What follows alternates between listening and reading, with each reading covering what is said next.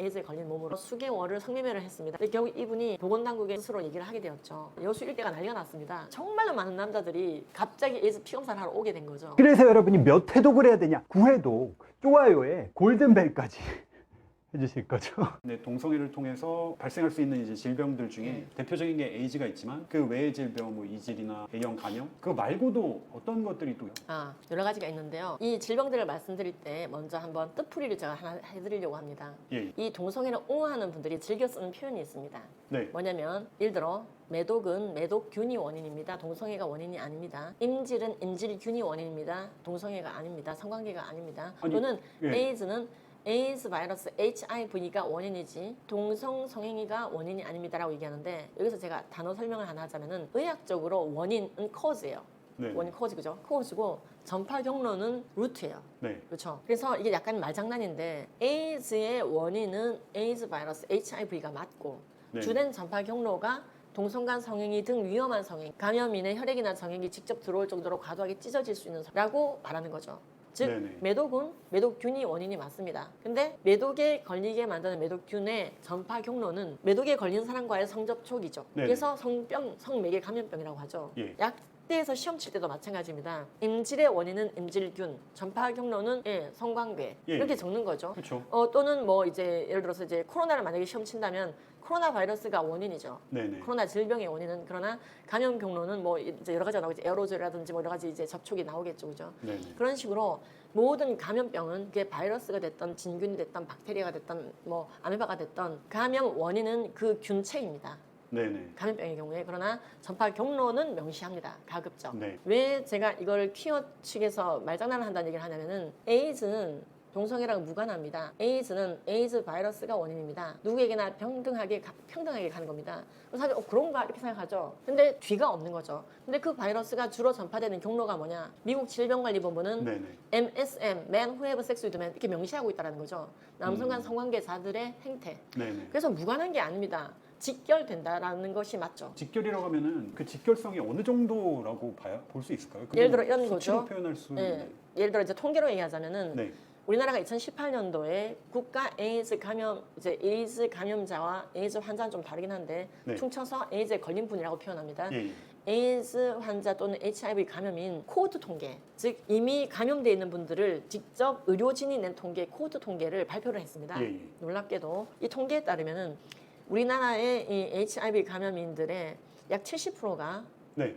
동성간 성행위 그룹이었습니다. 70%가요. 예. 그런데 이 통계를 기반으로 하지만 10대 때 에이즈에 걸린 즉 HIV 감염인이 된 그룹 통계가 별도로 코호트 통계가 나와 있거든요. 예. 왜 별도로 냈느냐? 10대는 더 솔직하게 말하기 때문에 그걸 더 정확하게 보는 거죠. 네네. 사람이 이제 좀 철이 들고 나면은 나 동성애 해요 이 말 하기가 쉽지는 않다라는 거죠. 아니, 저는 70% 얘기를 들었을 때 대부분은 나 동성애했다고 인정을 안 하지 않았을까라는 생각이 스쳐 항상 이게 지나갔거든요. 60에서 70이 나오는데 10대가 진짜 쇼킹한데 10대 후반에 HIV 파지티브 나와 있는 아이들 네.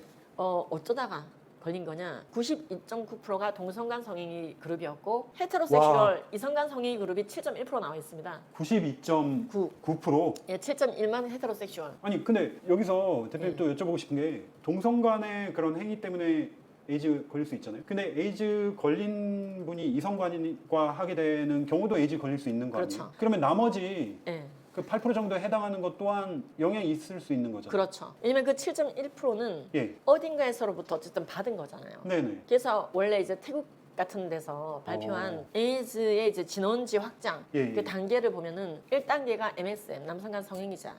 그다음에 그 남성간 성행위를 하는 또 다른 이제 그런 그룹 이성이라든가. 근데 이제 이러한 사람들이 나중에 낳은 아이들까지로 다 확장이 되는 거죠. 예. 근데 시작은 어쨌든 찢어질 정도의 상처가 나는 위험한 성행위 자체가 모든 성병을 심화시키고 강화시키고 전파시키죠. 근데 여수 에이즈 사건 아시는지 모르겠지만은 여수요? 여수에 에이즈에 걸린 분이 여수에서 에이즈에 걸리신 분이 참 20년도 넘은 사건인데요. 에이즈 바이러스 포지티브 나오신 분이 이제 생계를 위해서 성매매를 하신 거예요. 남자분이요, 여자분이요? 여자분이 그래서 이제 어떻게 걸렸는지 모르겠지만 어쨌든 근데 이 여자분이 수많은 남자와 성관계를 하며 수개월을 성매매를 했습니다. 에이즈에 걸린 몸으로. 예, 예. 근데 결국 이분이 이거 좀 아니다. 보건당국에 스스로 얘기를 하게 되었죠. 우리 국립보건에도 이제 남아있는 유명한 사건입니다. 영화로도 나와 있는 너는 내 운명이라는 영화로 실화인데요. 그 영화는 저도 봤는데. 네, 이게 실화예요. 실화에 기반한 영화인데 결국에는 이 여자분이 이 얘기를 함으로 말미암아 여수 일대가 난리가 났습니다. 예, 내가 잔 그 여자인가? 내가 잔 그 여자가 아닌가?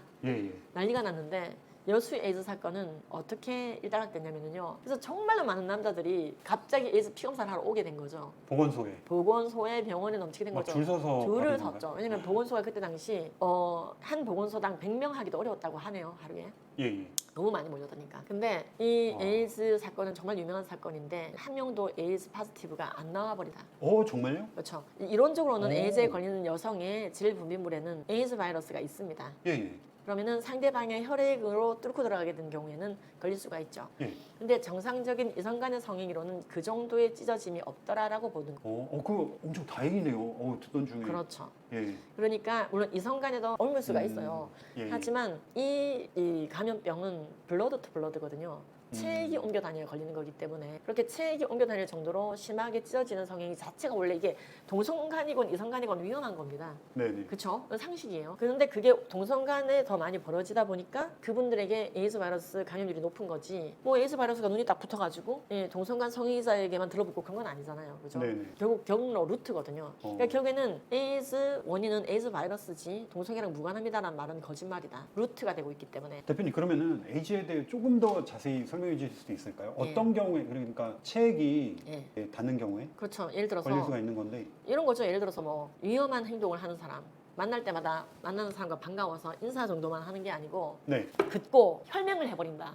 만날 때마다요? 예, 그런 사람들은 아무래도 블러드 투 블러드에 많이 감염되겠죠. 피를 섞는다. 그렇죠. C형 간염에도 많이 걸리고 뭐 에이즈도 많이 걸리고 그죠. 모든 병에 많이 걸리겠죠. 아니, 그런 만날 식으로 때마다 하지 손을 않죠. 그어버리면은. 그렇죠. 혈맹을 맺으면 안 되죠. 혈맹을 이렇게 맺는 게 아닙니다. 그런 사람이 없겠죠. 없겠죠. 그렇죠. 그 정도는? 없죠. 네. 그게 바로 위험 행동인데 이 에이즈 바이러스는 그런 블러드 투 블러드이기 때문에 감염 경로가 내로하다. 그러면은 이성 간에 방금 예. 말씀해 주셨던 예. 여수 사건 같은 경우에는 예. 이성 간의 성관계 사이에서는 블러드 투 블러드가 일어나지 않았던 거네. 그렇죠. 그러니까 아무도 그렇죠. 걸리지 만약에 않았던 블러드 투 블러드가 일어날 정도로 심각하게 상호 찢어지는 현상들이 벌어졌다. 네. 그러면은 오만 잡병이 다 공유될 수가 있죠. 에이즈뿐만이 아니죠. 여러 만약에 가지가. 이성 간의 관계에서도 예. 어떤 문제가 생겨가지고 뭐 피가 났어요. 그럼요. 위험한 양쪽 다 겁니다. 피가 나야 되는 건가요? 꼭 그렇진 않습니다. 한쪽만 피가 나도. 여성의 질 분비물에 에이즈 바이러스 HIV가 농도가 높았다. 음, 그런데 상대방의 신체 일부에 큰 상처가 났다. 네. 그리고 그쪽으로 유입이 됐다. 이론적으로 감염 가능합니다. 굉장히 어렵다. 아, 그래서 미국 질병관리본부에 보면요. 어떤 예. 재밌는 내용이 있냐면요. 남성 간 성행위를 할 때도 네. 바텀 역할을 하는 사람이 훨씬 더 많이 걸린다라고 합니다. 남자끼리 성행위 할 때. 가장 고위험군이 예. 남성 동성애자인 건 맞는데 예. 남성 동성애자 중에서도 탑 역할을 하는 사람보다 바텀 역할을 하는 사람들이 더 많이 걸린다라고 합니다. 여기서 바텀이 그 여성 역할을 하는 그렇죠. 항문이 찢어질 수 있는. 동성 간에 남자끼리 하는 경우에 여성 역할을 하는 사람이 이제 바텀. 그렇죠. 항문이 찢어지는 수가 있기 때문에 네. 상대방이 찢어짐이 없다 하더라도 상대방이 에이즈 감염인이라면 네. 정액의 바이러스 농도가 높을 수 있고 그런 경우 찢어진 곳으로 유입됐을 때 걸리게 되는 겁니다. 자, 그런데 네. 만약에 탑이 걸려 있는 게 아니고 탑이라는 표현이 실제로 나옵니다. 미국 질병관리본부에 은어인데 그냥 정규 용어가 된 것 같아요. 사실은 이거 대표님도 아실 것 같긴 한데 요즘 청소년들도 그 표현을 알아요. 그렇죠. 바텀이랑 미국 질병관리본부에 탑이랑. 탑핑, 바터밍 이 단어가 나와요. 바텀은 여자 역할을 하는 사람이고 바터밍은 ing 붙인 거잖아요. 네. 여자 역할을 하는 것. 예. 이게 바텀, 바터밍, 탑, 타핑. 근데 그 참 안타까운 게 그 타핑이 우리 이렇게 그 토핑 뿌려 먹는데 그 토핑이에요. 철자가 똑같죠. 톱이 되는 거니까. 네네네. 그래서 근데 이제 만약에 탑이 걸려 있는 게 아니라 바텀이 바이러스 포지티브다. 그러면은 바텀이 걸려 있는 경우에는 항문이 찢어졌다 하더라도 네. 상대방에게 찢어짐이 없으면 안 걸리는 거죠. 피가 나왔다 하더라도 상대방이 안 찢어지면 자, 이건 정액이 아니기 때문에 그래서 둘 다 찢어짐이 있어야 걸리는 게 그러니까 바텀이 걸린 경우고 네. 탑이 걸려 있는 경우에는 정액 자체가 오염돼 있을 수가 있기 때문에 둘 다 안 찢어지고 한 사람만 찢어져 있어도 걸릴 수가 있다. 왜냐면 바텀은 정액이 분출되지 않기 때문에. 그렇죠. 그 상태에서는. 그러니까 이게 참 우리가 이런 것까지 알아야 되나 싶은데 의학적인 팩트를 나열하고 있을 뿐이에요. 질병관리본부는. 그래서 바텀이 더 많이 걸림 이렇게 돼 있는 거예요. 네네네. 탑보다 더 위험함 이렇게 돼 있는. 어쨌든 가장 에이즈에 걸릴 확률이 높은 그 행위 자체는 동성 간의 성행위가 명백하다고 봐야 되겠네요. 그렇죠. 그래서 미국에서 정말로 높은 에이즈 유병률을 보이는 그룹은 남자인데 여자로 성전환을 한 트랜스젠더. 아니 그거 같은 경우에는 남성인데 여성으로 예를 들어 성기가 없고 그런 경우에 하는 경우는 걸릴 위험이 더 높아지나요? 우리가 이제 그 라이프 스타일을 좀 얘기해야 되는데요. 예. 성전환을 하게 되면 유지하기 위해서 돈을 많이 쓰게 될 수밖에 없습니다. 아 호르몬을 계속 맞아야 그렇죠. 되고. 그래서 이제 이게 또 나라마다 케바케겠지만 미국 같은 네네. 경우에는 남성에서 여성으로 성전환한 이후에 성매매에 가담하는 경우가 되게 많아요. 네네. 돈을 벌기 위해서. 그때 성전환을 여성으로 했기 때문에 여성 역할을 하게 되죠. 그게 사실은 생물학적으로 남자 대 남자잖아요. 예. 그러니까 결국 바텀이 돼요. 아. 네, 그래서 트랜스젠더의 에이즈 유병률이 높다라는 말은 네. 원래는 메일, 남자인데 피메일로 전환을 한 상태에서 바텀 역할을 하다가 걸리는 경우가 많기 때문에 트랜스젠더의 에이즈 유병률이 되게 높은데 이게 뭐냐면은 트랜스젠더 피메일 이렇게 돼 있어요. 높은 분이. 트랜스젠더 피메일은 사실은 메일이라는 뜻이거든요. 네네. 아시겠죠? 성전환자 여자라는 말은 사실은 남자라는 네. 그게 용어의 약속이에요. 네네. 그래서 이제 좀 복잡한 얘기인데 결국 거기서도 드러나는 건 그런 위험한 성행위 성분 성행위 할 때 바텀을 하는 분들이 위험하다. 그러니까 그분들을 중심으로 많이 퍼지게 되는데 10대들의 경우에는 지금 우리나라 10대가 92.9라고 말씀드렸잖아요. 예.